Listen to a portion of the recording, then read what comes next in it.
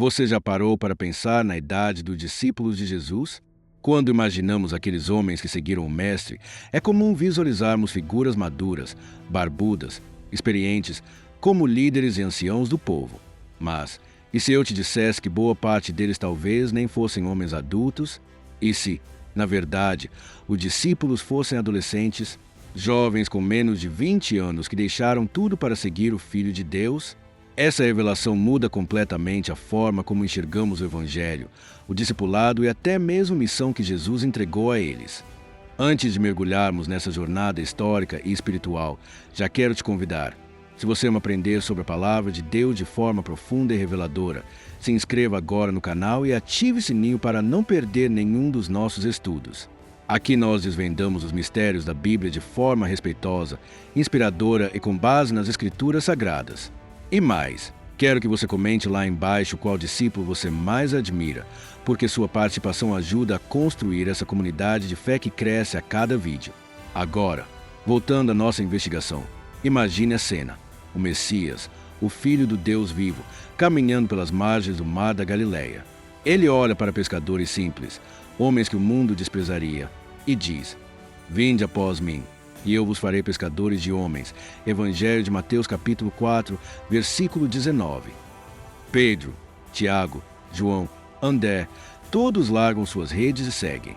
Mas o que poucos percebem é que, naquela época, os mestres da lei, os rabinos, normalmente aceitavam discípulos muito jovens. Na cultura judaica, entre 12 e 15 anos, um adolescente já buscava um mestre para seguir. Era assim que se formavam os futuros líderes religiosos. E é nesse contexto que o chamado de Jesus se torna ainda mais impressionante. Jesus não chamou os doutores da lei. Não foi aos templos buscar os estudiosos, os poderosos, nem os sábios da sinagoga. Ele chamou jovens, garotos simples, sem status, sem títulos, e confiou a eles a missão mais importante da história da humanidade: levar o Evangelho até os confins da terra. A grandeza disso é tremenda. Jesus viu potencial onde ninguém via. Ele enxergou fé, coragem e entrega em corações ainda em formação. Ele chamou quem o mundo jamais chamaria. Isso nos faz pensar: quantas vezes Deus escolhe pessoas que o mundo considera imaturas, sem preparo, sem experiência? Quantas vezes o Senhor confia missões sagradas a quem ainda está aprendendo a viver? O chamado dos discípulos é a prova de que Deus não procura os mais prontos, Ele prepara os que aceitam o chamado. E se esses discípulos eram realmente tão jovens, então o que eles fizeram foi ainda mais heróico: abriram mão da juventude por amor a Jesus. Nos próximos capítulos, vamos mergulhar nas evidências históricas e bíblicas que sustentam essa ideia. Vamos analisar o contexto judaico, os costumes da época e o que o Evangelho de Mateus capítulo 17, versículos 24 a 27, revela sobre a idade dos discípulos. E prepare-se, porque quanto mais você entender o que estava por trás desse chamado, mais você vai se admirar com a sabedoria de Cristo e com o poder transformador do discipulado. Para compreender por que muitos estudiosos acreditam que os discípulos de Jesus eram adolescentes, é preciso primeiro mergulhar no coração da cultura judaica do primeiro século. A vida em Israel era profundamente estruturada em torno da religião, e cada fase da infância e juventude estava ligada à aprendizagem da Torá, os 5 primeiros livros da Bíblia. Desde os 6 anos de idade, os meninos judeus eram matriculados nas chamadas Bet Sefer, as escolas das sinagogas locais, onde aprendiam a ler, escrever e memorizar as escrituras sagradas. Aos 10 anos, já conheciam de cor grandes porções do texto sagrado. Aos 12 ou 13 anos, celebravam o Bar Mitzvah, o ritual que marcava a transição para a responsabilidade religiosa. A partir dali, o jovem era considerado um filho do mandamento, alguém capaz de responder diante de Deus por suas próprias ações. Esse detalhe é crucial, porque mostra que, naquela sociedade, um adolescente de 13 ou 14 anos já era visto como alguém espiritualmente maduro e socialmente responsável. Depois dessa fase, os mais talentosos e dedicados podiam seguir para uma etapa ainda mais elevada da formação: buscar um mestre, um rabino, e tornar-se seu discípulo. Era o sonho de muitos jovens, mas apenas os melhores conseguiam. O processo era rigoroso. O candidato deveria conhecer profundamente a Torá, ter boa conduta moral, acima de tudo, demonstrar desejo de viver como o mestre vivia. O objetivo não era apenas aprender o que o mestre ensinava, mas se tornar como ele. Por isso, a palavra discípulo, no original grego matetés, significa literalmente aprendiz ou seguidor. Seguir um rabino significava abandonar a casa, a família e a profissão, para dedicar-se totalmente à vida e aos ensinamentos daquele mestre. Agora pense comigo. Quando Jesus aparece na Galiléia, chamando pescadores simples, cobradores de impostos e jovens trabalhadores para segui-lo, ele está reproduzindo esse mesmo modelo, só que de forma revolucionária. Normalmente, era o aluno que buscava um mestre, mas aqui é o mestre quem busca os discípulos. E ele não escolhe os mais preparados, mas sim os improváveis.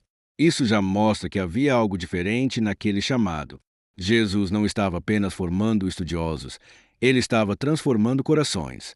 A escolha de jovens para essa missão mostra que o reino de Deus começava por aqueles que ainda não estavam contaminados pela tradição ou pela ambição religiosa. Eles estavam prontos para aprender, para obedecer e para crer. É importante lembrar que a expectativa de vida na época era muito mais baixa do que hoje. Um homem de 30 anos já era considerado maduro. Logo, ter discípulos entre 15 e 20 anos era perfeitamente natural. Em comunidades judaicas, era comum que jovens com 14 ou 15 anos já fossem casados tivessem responsabilidades familiares. A adolescência, como entendemos hoje, esse período intermediário entre infância e idade adulta, simplesmente não existia naquela cultura. Portanto, quando lemos nos evangelhos que Pedro, André, Tiago e João estavam pescando com seus pais, é provável que ainda fossem jovens ajudando nas atividades familiares, dentro dessa fase de transição para a vida adulta. Perceba como isso muda a nossa percepção do Evangelho. Jesus não escolheu homens amoldados pelo mundo, mas jovens dispostos a serem moldados por Deus. Ele não chamou mestres das sinagogas, mas rapazes que ainda estavam aprendendo a viver. O reino começou com a juventude, e isso é um retrato poderoso do propósito divino. Deus não espera que estejamos prontos para nos chamar. Ele nos chama para nos preparar. É um lembrete eterno de que o discipulado não é sobre idade ou conhecimento, mas sobre disposição e fé. Nos próximos capítulos, vamos aprofundar essa descoberta com provas bíblicas e indícios históricos, especialmente a partir do Evangelho de Mateus capítulo 17, versículos 24 a 27, onde um detalhe simples, o pagamento de um imposto, pode revelar a idade real dos discípulos. E prepare-se, porque o que parece apenas uma curiosidade, na verdade, revela um dos sinais mais bonitos da forma como Deus trabalha, escolhendo os improváveis para cumprir o impossível. Entre todas as passagens do Evangelho que falam sobre os discípulos de Jesus, existe uma que, à primeira vista, parece apenas um detalhe simples, mas, quando examinada com atenção, revela algo extraordinário sobre quem eram esses homens que seguiram o Mestre. Trata-se do episódio narrado no Evangelho de Mateus capítulo 17, versículos 24 a 27, onde Jesus e Pedro são abordados pelos cobradores do imposto do templo. É uma cena curta, quase despercebida, mas se carrega uma das evidências mais fortes de que os discípulos eram, na verdade, muito jovens, talvez adolescentes. O texto diz assim: Quando chegaram a Cafarnaum, aproximaram-se de Pedro se cobravam o imposto das 2 dracmas e perguntaram: O vosso mestre não paga as 2 dracmas?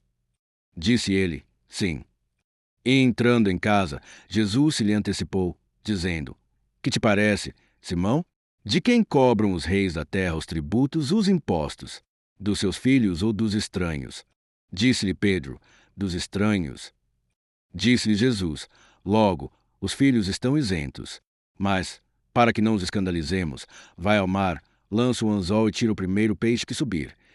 Abrindo-lhe a boca, acharás um estáter. Toma-o e dá-o por mim e por ti. Perceba o detalhe final.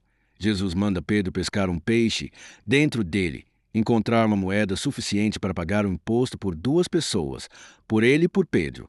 Nenhum outro discípulo é mencionado nesse pagamento. E, no contexto judaico da época, apenas os homens com mais de 20 anos de idade eram obrigados a pagar esse imposto. Essa regra vinha de Êxodo capítulo 30, versículos 13 e 14, onde o Senhor determina que todo aquele que passar pelo censo de 20 anos para cima dará oferta ao Senhor. Ou seja, Jesus e Pedro eram os únicos que tinham idade suficiente para contribuir. Todos os outros, ao que tudo indica, Eram mais jovens do que 20 anos. Esse pequeno versículo, muitas vezes ignorado, lança uma nova luz sobre todo o grupo dos discípulos. Imagine, o Filho de Deus estava rodeado por jovens, talvez de 15, 16, 17 anos, cheios de energia, perguntas e sonhos, mas também cheios de falhas, impulsos e inexperiência. E mesmo assim, Jesus confiou a eles a tarefa mais importante que já existiu: continuar sua obra no mundo. Isso muda completamente a maneira como enxergamos o discipulado. Aqueles jovens não eram grandes líderes religiosos. Eram garotos que estavam aprendendo a confiar, a obedecer, a amadurecer sob a presença do Mestre. Além disso, o próprio Pedro parece destacar-se como o mais velho do grupo. É ele quem fala em nome do demais, quem toma decisões, quem é o primeiro a agir. Em várias passagens, ele aparece como uma espécie de porta-voz dos discípulos. Se ele era o mais velho, e Jesus tinha cerca de 30 anos, como afirma o Evangelho de Lucas capítulo 3, versículo 23, é razoável supor que os demais tinham idades bem inferiores. Tiago e João, por exemplo, são acompanhados pela própria mãe em alguns momentos, o que reforça a ideia de juventude. Evangelho de Mateus capítulo 20, versículos 21 e 22. Um homem adulto não dependeria da intercessão materna em uma conversa com o Mestre. Essa revelação transforma a narrativa do Evangelho em algo ainda mais inspirador. Pense bem, Jesus iniciou a maior revolução espiritual da história com jovens que o mundo jamais levaria a sério. Ele viu em corações imaturos uma fé inabalável. Ele plantou nas mãos trêmulas de adolescente a semente do reino eterno. E isso nos ensina algo profundo. Deus não espera que sejamos experientes, Ele espera que sejamos disponíveis. O Senhor sempre preferiu os dispostos aos perfeitos. E a juventude dos discípulos é uma prova viva dessa verdade. A fé deles amadureceu no caminho, ao lado do próprio Cristo. Essa passagem também revela outro aspecto extraordinário. Jesus, mesmo sendo filho de Deus, escolhe pagar o imposto para não escandalizar. Ele ensina Pedro, por consequência, todos nós, que a obediência civil e o respeito às leis têm um valor espiritual quando feitos com humildade e discernimento. Ao mesmo tempo, ele mostra que o reino que está vindo é diferente. Nele, os filhos estão isentos, porque já pertencem ao rei. E isso conecta simbolicamente a juventude dos discípulos à pureza da filiação divina. Eles ainda não estavam pesados por tradições, vícios ou velhas glórias. Estavam prontos para viver a novidade do reino. Nos próximos capítulos, vamos entender melhor o perfil individual dos discípulos, descobrir quais deles provavelmente eram mais novos e refletir sobre por que Jesus confiou o Evangelho justamente a essa geração. Porque se o Mestre chamou adolescentes para mudar o mundo, o que isso nos ensina sobre a forma como Deus vê os jovens hoje? Quando olhamos para os discípulos de Jesus com os olhos da fé, enxergamos gigantes espirituais. Mas quando voltamos às Escrituras e observamos seus comportamentos, atitudes e reações humanas, começamos a ver algo diferente. Traços claros de juventude, impetuosidade e inexperiência. É como se o Evangelho deixasse, em cada página, pistas sutis de que aqueles que seguiram o Mestre ainda estavam em processo de amadurecimento. E é justamente isso que torna a história deles tão poderosa, porque mostra que Deus trabalha com pessoas comuns, imperfeitas e em crescimento. Vamos começar por Pedro, o mais citado entre os apóstolos. Ele era o líder natural do grupo, o mais velho, talvez o único acima de 20 anos, como vimos no episódio do imposto do templo, Evangelho de Mateus capítulo 17, versículos 24 a 27. Pedro era casado. O Evangelho de Mateus capítulo 8, versículo 14, menciona a cura da sogra dele, o que reforça sua maturidade em relação aos outros. Mas, apesar disso, era impulsivo, emocional, cheio de altos e baixos. É ele quem promete fidelidade até a morte. Poucas horas depois, nega o Mestre 3 vezes. Evangelho de Mateus capítulo 26, versículos 69 a 75. Essa oscilação entre coragem e medo é típica de alguém em formação, de um homem que ainda está aprendendo o que significa viver pela fé e não pelas emoções. Pedro era, ao mesmo tempo, rocha e areia. E essa dualidade o torna profundamente humano. Agora pense em Tiago e João, os filhos de Zebedeu. O apelido que Jesus lhes dá, filhos do trovão, Evangelho de Marcos capítulo 3, versículo 17. É revelador. Ele não teria usado essa expressão se eles fossem homens mais velhos e equilibrados. Esse nome reflete o temperamento explosivo, a energia juvenil, a intensidade com que viviam tudo. Em uma ocasião, eles pedem para que desça fogo do céu sobre uma aldeia samaritana que recusou Jesus. Evangelho de Lucas capítulo 9, versículos 54 e 55. Em outra, a mãe deles pede que os dois tenham os melhores lugares no reino. Evangelho de Mateus capítulo 20, versículos 21 a 23. Essas atitudes são típicas de jovens, cheios de entusiasmo, mas ainda sem compreender plenamente o espírito de humildade que Jesus ensinava. João, em especial, é o que mais chama a atenção. Quando escreveu o evangelho que leva seu nome, ele já era idoso, mas quando foi chamado por Jesus, provavelmente era o mais novo de todos. A tradição cristã o descreve como um rapaz adolescente no momento do chamado, talvez com 15 ou 16 anos. Ele aparece reclinado ao lado de Jesus na última ceia, Evangelho de João capítulo 13, versículo 23. Um gesto íntimo e afetuoso, mais condizente com a liberdade e o carinho juvenil do que com a rigidez de um adulto. João é o discípulo do amor, e esse amor puro, sensível e leal reflete a ternura da juventude. André, irmão de Pedro, também era pescador. Tudo indica que era mais novo, pois trabalhava junto com o irmão e seguia sua liderança natural. Foi André quem apresentou Pedro a Jesus, Evangelho de João capítulo 1, versículo 41. Mostrando um coração evangelista e curioso, traços muito presentes nos jovens que têm sede de descobrir coisas novas. Já Filipe e Natanael, Bartolomeu, também revelam características típicas da juventude, entusiasmo e dúvidas. Quando Filipe encontra Jesus, corre para contar a Natanael, dizendo: achamos aquele de que Moisés escreveu na lei, Evangelho de João capítulo 1, versículo 45. E Natanael, cético, responde: pode vir alguma coisa boa de Nazaré. Versículo 46. É o questionamento direto, sem filtros, algo que só um jovem faria diante de algo que desafia suas convicções. Mateus, por outro lado, é um caso curioso. Ele era cobrador de impostos, uma profissão que exigia lidar com autoridades e dinheiro, o que pode indicar que já tinha um pouco mais de idade. No entanto, ser um coletor de impostos não significava ser um homem maduro no sentido espiritual. Ele estava preso à corrupção do sistema romano, e seu encontro com Jesus o libertou de um estilo de vida vazio. A juventude de Mateus se manifesta na forma como ele abandona tudo imediatamente ao ouvir o chamado. Evangelho de Mateus capítulo 9, versículo 9. Essa capacidade de mudar de rumo sem olhar para trás é a marca da juventude corajosa. E há também Tomé, lembrado pela dúvida. Muitos o chamam de incrédulo, mas sua dúvida não é a de um cético endurecido. É a dúvida de um jovem que quer entender, que precisa ver, tocar, sentir. Ele representa aquele momento de transição entre a fé racional e a fé madura, que se rende à presença de Cristo. Evangelho de João capítulo 20, versículos 24 a 28. Por fim, Simão, o Zelote e Judas Tadeu provavelmente vieram de grupos nacionalistas, marcados pela paixão política, outra característica muito associada à juventude, que tende a lutar com fervor por causas que acredita. O retrato que se forma é o de um grupo diverso, cheio de falhas, perguntas e energia. Mas é justamente essa juventude espiritual e emocional que os torna instrumentos perfeitos nas mãos de Deus. Jesus não precisava de homens moldados pelo sistema, mas de corações maleáveis. Ele não escolheu a rigidez dos doutores, mas a flexibilidade dos aprendizes. E isso nos ensina algo precioso. Deus não busca a idade, ele busca a entrega. A juventude dos discípulos nos mostra que o chamado de Deus pode alcançar qualquer fase da vida. O importante não é a idade do corpo, mas a disposição do coração.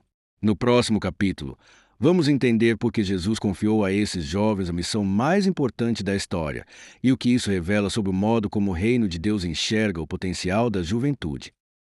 Ao observarmos os evangelhos com atenção, algo se destaca com brilho celestial. Jesus, o Filho do Deus vivo, poderia ter escolhido qualquer pessoa para ser sua equipe. Poderia ter chamado sacerdotes experientes, anciãos respeitados, estudiosos da lei, homens influentes entre o povo. Mas ele não fez isso. Em vez de buscar sabedoria nos corredores do templo, Jesus caminhou pelas margens da Galiléia e encontrou jovens pescadores, trabalhadores simples, garotos cheios de sonhos e dúvidas. E foi a esses jovens que ele confiou a missão mais grandiosa da história: levar o Evangelho até os confins da terra. A pergunta é: por quê? Por que Jesus confiaria tamanha responsabilidade a pessoas tão novas e inexperientes? A resposta começa no coração do próprio Evangelho. O reino de Deus nunca foi construído sobre a base da força humana, mas sobre a disposição espiritual. Desde o Antigo Testamento, Deus sempre escolheu os improváveis. Davi era apenas um menino quando foi ungido rei. Primeiro livro de Samuel, capítulo 16, versículo 13. Jeremias era jovem quando o Senhor lhe disse: Não digas, sou uma criança, porque a todos a quem eu te enviar irás. Jeremias capítulo 1, versículo 7. Maria, mãe de Jesus, provavelmente era uma adolescente quando recebeu o anúncio de que daria à luz o Salvador. Ou seja, Deus sempre confiou à juventude missões que pareciam grandes demais, justamente para mostrar que a obra é dele, e não do homem. Os jovens têm uma característica que Deus valoriza profundamente: disposição para obedecer sem medir consequências. A juventude não tem o peso do medo acumulado pelos anos. É ousada, corajosa, intensa. Os discípulos deixaram tudo: suas famílias, suas casas, seus empregos, para seguir um mestre que nem sempre sabiam para onde ia. Essa entrega radical não é comum entre os que já se tornaram céticos pela vida. A juventude acredita, confia, sonha. E foi essa fé pura que Jesus viu neles. Ele sabia que precisaria de corações moldáveis, capazes de serem transformados e instruídos pelo Espírito Santo. O apóstolo Paulo, anos depois, escreveria a Timóteo, que também era jovem: Ninguém despreza a tua mocidade, mas seu exemplo dos fiéis, na palavra, no comportamento, no amor, no espírito, na fé e na pureza. Primeira carta a Timóteo, capítulo 4, versículo 12. É como se Paulo dissesse: a juventude não é um obstáculo no reino, é uma vantagem quando está nas mãos de Deus. Mas há também uma razão simbólica mais profunda. Quando Jesus escolhe jovens, ele está mostrando ao mundo a renovação que o Evangelho traz. O sistema religioso da época estava envelhecido, preso a tradições, sufocado por regras. O Messias, ao chamar discípulos adolescentes, estava inaugurando um novo tempo, um tempo de recomeço, de frescor, de fé viva. Esses jovens representavam o nascimento de uma nova aliança, de um novo pacto entre Deus e a humanidade. Eles eram um sinal de que o reino não se baseia em hierarquia, mas em humildade. Que a força do reino não está na experiência, mas na dependência de Deus. E pense no quanto isso é inspirador. Jesus não pediu diplomas, não exigiu títulos, não perguntou por status. Ele só disse: segue-me. Evangelho de Mateus capítulo 4, versículo 19. E aqueles jovens foram. É por isso que o Evangelho é tão poderoso, porque não depende da capacidade humana, mas da resposta do coração. O chamado de Jesus ainda ecoa hoje, especialmente para os jovens que acham que são novos demais para servir a Deus. Na verdade, são justamente esses que ele procura: corações que ainda não foram endurecidos pelo mundo. Por outro lado, essa escolha também carrega uma mensagem para os adultos, os maduros, os experientes. Deus nunca deixa de usar a juventude para renovar o seu povo. Assim como os discípulos trouxeram vitalidade ao movimento cristão, a juventude de hoje é chamada a reacender a chama da fé em um mundo frio e distraído. Jesus sabia que, ao confiar sua mensagem a jovens, estava garantindo que o Evangelho atravessaria gerações. O entusiasmo deles incendiaria corações e transformaria o mundo, como realmente aconteceu. Quando olhamos para os Atos dos Apóstolos, percebemos o quanto essa escolha foi acertada. Aqueles mesmos rapazes inseguros tornaram-se homens cheios do Espírito Santo. Pregaram diante de multidões, enfrentaram perseguições e muitos deles morreram por causa do nome de Cristo. Eles amadureceram na fé, mas sem perder a chama da juventude. O que começou com garotos simples na Galiléia se transformou na maior revolução espiritual da história. E tudo porque Jesus acreditou na força de quem o mundo desprezava. Essa verdade nos convida a refletir. O que o Senhor poderia fazer hoje, se encontrasse em nós a mesma entrega daqueles jovens discípulos? Quantas vidas seriam tocadas se voltássemos a crer com a fé pura de uma juventude que diz sim sem hesitar? É por isso que Jesus escolheu adolescentes. Porque a juventude tem algo que o tempo não pode apagar: a capacidade de se render completamente. À medida que a história dos evangelhos avança, algo grandioso acontece diante dos nossos olhos. Aqueles jovens que um dia deixaram suas redes, suas mesas de trabalho, suas famílias para seguir o Mestre, agora estão transformados. O medo deu lugar à coragem, a dúvida deu lugar à fé, e a imaturidade se transformou em sabedoria celestial. O que começou com um grupo de adolescentes inexperientes termina com apóstolos cheios do Espírito Santo, proclamando o Evangelho até os confins da terra. Essa transformação não é apenas uma história antiga, é o retrato vivo do poder de Deus em ação. Porque o mesmo Deus que levantou aqueles jovens é o mesmo que ainda hoje transforma a vida, se desperta gerações inteiras para o seu propósito. Quando lemos o livro de Atos dos Apóstolos, percebemos que o fogo que acendeu no coração daqueles rapazes jamais se apagou. Pedro, o impulsivo pescador, torna-se corajoso pregador que fala diante de multidões em Jerusalém, e 3.000 pessoas convertem em um único dia. Atos dos Apóstolos, capítulo 2, versículo 41. João, o jovem sensível e amoroso, se transforma no apóstolo da revelação, o homem que viu o futuro e escreveu o Apocalipse, o último livro da Bíblia. Tiago, o filho do trovão, é o primeiro dos apóstolos a morrer por causa de Cristo, demonstrando uma fé firme até o fim. Atos dos Apóstolos, capítulo 12, versículo 2. Cada um deles amadureceu, cresceu, sofreu e cumpriu com fidelidade o chamado que recebeu. Eles não foram definidos pela idade que tinham quando começaram, mas pelo Deus que os conduziu no caminho. E é exatamente isso que o Senhor continua fazendo hoje. A história dos discípulos é o lembrete eterno de que a juventude, quando colocada nas mãos de Deus, se transforma em poder espiritual. Deus não despreza os jovens, Ele os levanta, não apenas para cantar ou servir, mas para impactar o mundo. Então, se essa mensagem tocou seu coração, eu quero te convidar agora.